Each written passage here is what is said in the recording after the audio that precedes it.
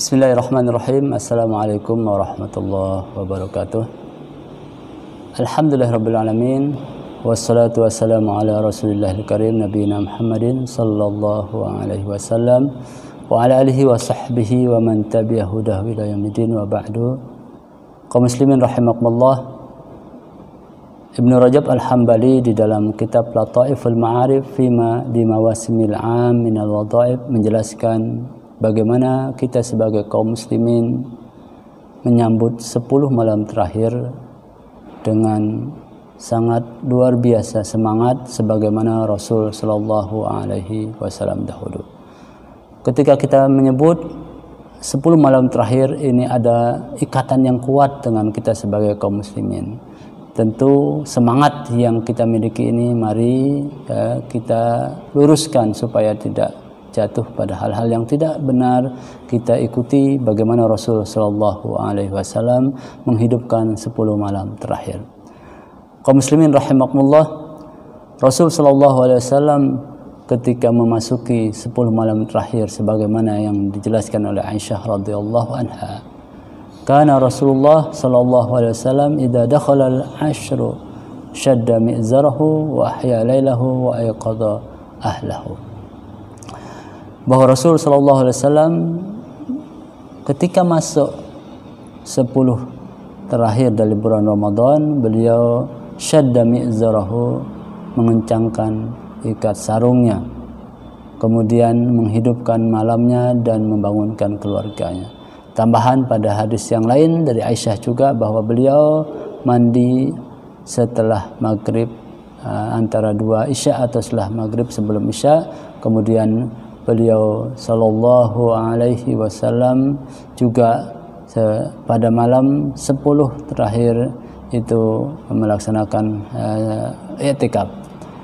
Hadirin kaum muslimin rahimakumullah, Al-Imam Malik radhiyallahu anhu menjelaskan bagaimana Rasul sallallahu alaihi wasallam bersemangat menghidupkan 10 malam terakhir karena kecintaan beliau kepada umatnya. Ketika beliau diperlihatkan oleh Allah Subhanahu wa taala umur umat-umat terdahulu yang begitu panjang hingga bisa melaksanakan ibadah begitu lama, sehingga ketika beliau diperlihatkan maka beliau meyakini tidak akan sampai seperti amal-amal umat terdahulu. Maka beliau sallallahu alaihi wasallam diberikan oleh Allah Subhanahu wa taala malam yang terbaik, malam yang nilainya lebih dari 1000 bulan, dan itu ada pada 10 malam terakhir. Pada hadis yang dijelaskan oleh Aisyah radhiyallahu anha bahwa beliau sallallahu alaihi wasallam menghidupkan malam harinya. Apakah malam-malam sebelumnya beliau tidak hidupkan? Tentu beliau sallallahu alaihi wasallam menghidupkan malamnya. Tetapi pada malam 10 malam terakhir ini lebih dari sebelumnya. Jadi hanya sedikit sekali dari malamnya yang kemudian beliau gunakan untuk istirahat, walaupun sebagian ulama juga mengatakan bahwa seluruh malam setelah isya sampai subuh itu beliau gunakan untuk ibadah. Tetapi pendapat yang lebih kuat bahwa sebagian besar malam tersebut digunakan untuk ibadah, sehingga kemudian Aisyah radhiyallahu anha pun menjelaskan ma'alamuhu qama lailatan hatta sabah. Sungguh saya tidak tahu beliau sallallahu alaihi wasallam bangun 1 malam penuh hingga subuh. Jadi beliau tahu bahwa Nabi sallallahu alaihi wasallam bangun tidak sampai dari semua malam, tetapi sebagian besar dari malam tersebut. Kemudian apa saja yang dilakukan oleh Rasul sallallahu alaihi wasallam pada malam hari ketika beliau memasuki malam 10 malam terakhir? Beliau sallallahu alaihi wasallam mengumpulkan 4 ibadah sekalian. Apa itu 4 ibadah? Pertama salat, yang kedua baca Quran, yang ketiga doa, dan yang keempat tadabbur atau tafkir. Mampu tidak kita lakukan ini tergantung kita masing-masing. Ya, bagaimana dan Rasul sallallahu alaihi wasallam melaksanakan ini? Rasul sallallahu alaihi wasallam melaksanakannya hanya dalam kondisi salat. Ya. Wa qad kana Nabi yatahajjadu fi layali Ramadan wa yaqra'u qira'atan murattalah. beliau ketika malam 10 terakhir tahajud, qiyamul lail, ketika membaca ayat-ayat yang di dalamnya ada keterangan, ada penjelasan tentang nikmat, beliau sallallahu alaihi wasallam meminta pada Allah Subhanahu wa taala untuk mendapatkan nikmat dan rahmat tersebut. Tetapi ketika melewati ayat-ayat yang dalamnya ada keterangan siksa neraka, maka beliau berlindung pada Allah Subhanahu wa taala supaya dijauhi. Maka kalau kita mampu mengumpulkan 4 hal ini dalam satu ibadah, salat kita, bacaan Al-Quran, doa, dan mentadaburi apa yang kita baca, maka ini tentu yang paling sempurna. Tetapi kalaupun tidak mampu kita kumpulkan semua ibadah yang luar biasa ini, maka apa yang bisa kita lakukan? Kita sholat, atau kita membaca Al-Quran, atau kita berdoa. Itu kembali kepada kemampuan kita masing-masing, walaupun yang terbaik seperti apa yang dilakukan oleh Rasul sallallahu alaihi wasallam. Al-Imam Sufyan Ats-Tsauri menjelaskan bahwa beliau katakan, saya lebih senang untuk berdoa daripada hanya sholat tanpa membaca ayat yang bisa saya tadabburi. Ahabbu ilayya minas salati allati la yusrifu fiha du'a. Saya lebih senang berdoa tetapi dengan tadabbur daripada sholat hanya kemudian membaca biasa. Doa fi tilkal lailah ahabbu ilayya minas shalah, kata beliau. Jadi beliau kalau seandainya salatnya biasa-biasa saja, beliau lebih senang berdoa. Tetapi kembali kepada kita masing-masing apa yang mampu kita lakukan, dan yang terbaik kalau kita bisa melaksanakan salat dan di dalamnya apa yang seperti yang dilakukan oleh Rasul, tentu itu adalah yang terbaik. Kemudian apa doa yang kita baca? Doa apa saja dan semuanya intinya adalah ampunan pada Allah Subhanahu wa taala dan rahmatnya. Dan apa tentu yang terbaik adalah apa yang diajarkan oleh Rasul kepada Aisyah, Allahumma innaka afun tuhibbul afwa fa'fu anni. Tetapi kalaupun kita membaca doa-doa yang lain silahkan, tetapi doa inilah yang paling sering harus kita baca pada 10 malam terakhir. Kaum muslimin rahimakumullah. Kemudian yang kedua yang dilakukan Rasul adalah membangunkan keluarganya. Rasul sallallahu alaihi wasallam membangunkan keluarganya pada 10 malam terakhir. Apakah pada malam yang lain? Tidak. Kalau keterangan dari apa yang dijelaskan oleh Ibnu Rajab bahwa duna ghairihi minal layal, beliau membangunkan istrinya, keluarganya pada 10 malam terakhir tanpa membangunkannya pada malam-malam yang lain. Bahkan bukan hanya istri yang beliau bangunkan, Ali dan Fatimah pun dalam hadis riwayat Bukhari dan Muslim dijelaskan, kana yatruku Fatimata wa Aliyan lailan fayaqulu lahumā alā taqumāni fatusalliyan. Beliau mengetuk pintu Ali dan Fatimah dan berkata, tidakkah kalian bangun dan melaksanakan salat?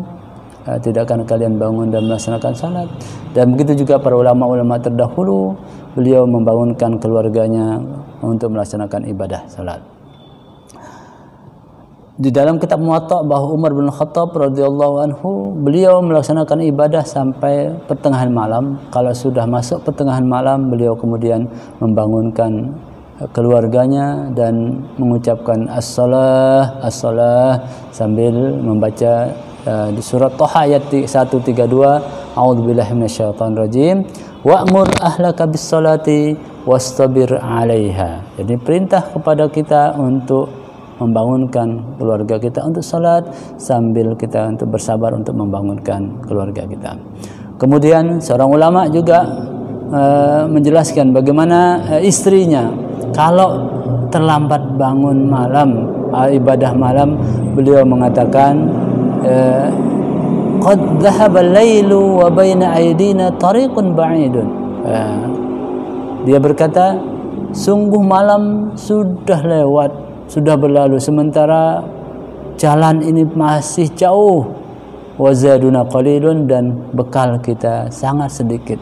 Wa qafilus salihin qad sarat qudamana, sementara kafilah-kafilah orang-orang baik, orang-orang soleh sudah melewati kita, sudah jalan sebelum kita, wa nahnu baqina, dan kita masih di sini. Penyesalan ulama-ulama salaf dulu kalau mereka tidak menghidupkan malam 10 terakhir itu seakan-akan mereka terlambat, seakan-akan mereka sudah ditinggalkan jauh oleh orang-orang baik yang sudah berjalan lebih dahulu. Karena itulah supaya kita tidak menyesali apa yang sudah dijelaskan oleh para ulama salaf, mari kita hidupkan malam ini dengan beribadah. Yang ketiga yang dilakukan Rasul adalah syadda mi'zarahu. Syadda mi'zarahu ini para ulama beda pendapat. Yang pertama, syadda mi'zarahu artinya jadda wa jitahada, bersungguh-sungguh di dalam ibadah, bersungguh-sungguh dalam ibadah. Pendapat ini tidak salah, tetapi lebih kuat dan lebih banyak para ulama memilih pendapat yang kedua, yaitu i'tazala nisa'ahu, menjauhi istrinya, tidak menggauli istrinya. Dan ini pun yang kemudian dijelaskan oleh beberapa kitab, salah satunya adalah penjelasan Anas bin Malik. Beliau mengatakan wa tawafirasyahu wa tazala an-nisa. Beliau sudah masuk 10 malam terakhir menggulung kasurnya, menggulung tempat tidurnya dan menjauhi istrinya. Dan ini pendapat yang lebih banyak dan lebih kuat, tetapi dua-dua pendapat tersebut itu benar adanya.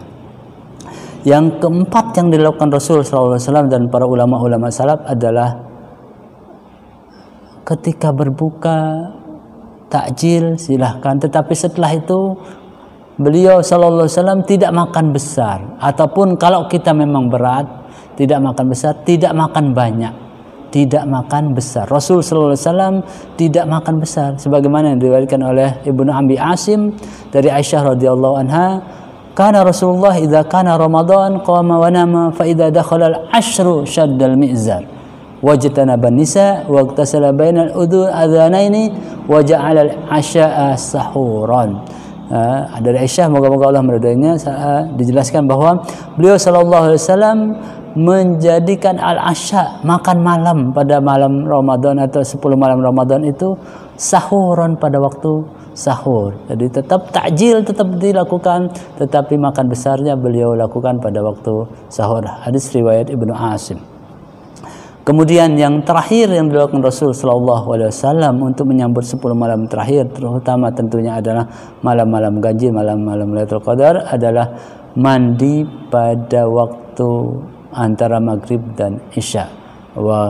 Sebagaimana yang dijelaskan oleh Aisyah bahwa Rasul sallallahu alaihi wasallam iktasala bainal adzanain, mandi antara dua adzan, yaitu antara maghrib dan isya. Ya, dan ini yang kemudian dilakukan oleh beberapa ulama salaf, walaupun ini tidak wajib tentunya, tetapi ini yang dilakukan oleh para ulama-ulama salaf dahulu. Di antaranya adalah Ibnu Jarir menjelaskan, kanu yastahibbuna an yaktasilu kulla lailah. Bahkan ulama-ulama dahulu, para sahabat generasi awal itu senang mandi setiap malam 21, 22 sampai akhir Ramadan antara maghrib dan isya. An-Nakhai menjelaskan, karena An-Nakhai yaktasilu fil ashri kulla lailah. Bahkan Imam An-Nakhai, seorang ahli hadis, itu mandi setiap malam 21, 22 sampai akhir Ramadan. Kemudian mereka juga senang berhias, kemudian yatatayyab, memakai wangian pada malam-malam terakhir, pada malam 10 terakhir. Wa kana Ayyub as-Sakhtiyani yaghtasilu lailata 23 wa 24 wa yalbathu thawbaini jadidain. Bahkan seorang ulama, Ayyub as-Sakhtiyani, beliau mandi pada malam 23 Ramadan dan 24 Ramadan, dan juga memakai pakaian baru. Setiap malam 23 pakai pakaian baru, setiap malam 24 pakai pakaian baru. Jadi tidak nunggu lebaran. Beliau memakai pakaian baru tersebut pada malam 23 dan 24. Dan inilah kebiasaan para ulama dahulu yang mengikuti Rasul sallallahu alaihi wasallam. Kemudian tentunya adalah amalan yang selalu kita lakukan dan mudah-mudahan bisa kita lakukan walaupun dalam kondisi kita seperti ini, kita lakukan semampu kita, yaitu i'tikaf.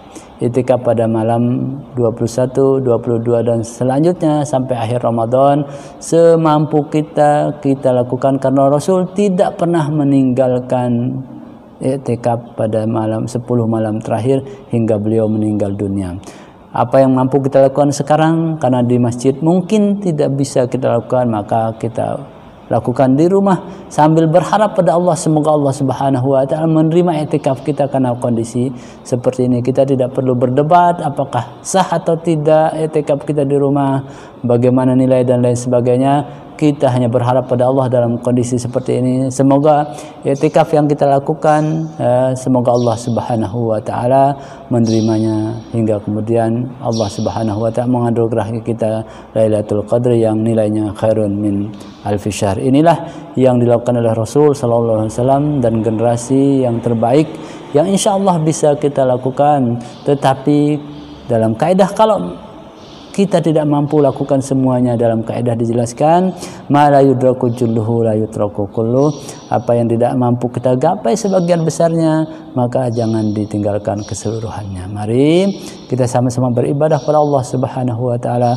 supaya akhir Ramadan kita benar-benar menjadi hamba yang bertakwa. Usikum wa nafsi bittaqwallah wal 'afu minkum. Wassalamualaikum warahmatullahi wabarakatuh.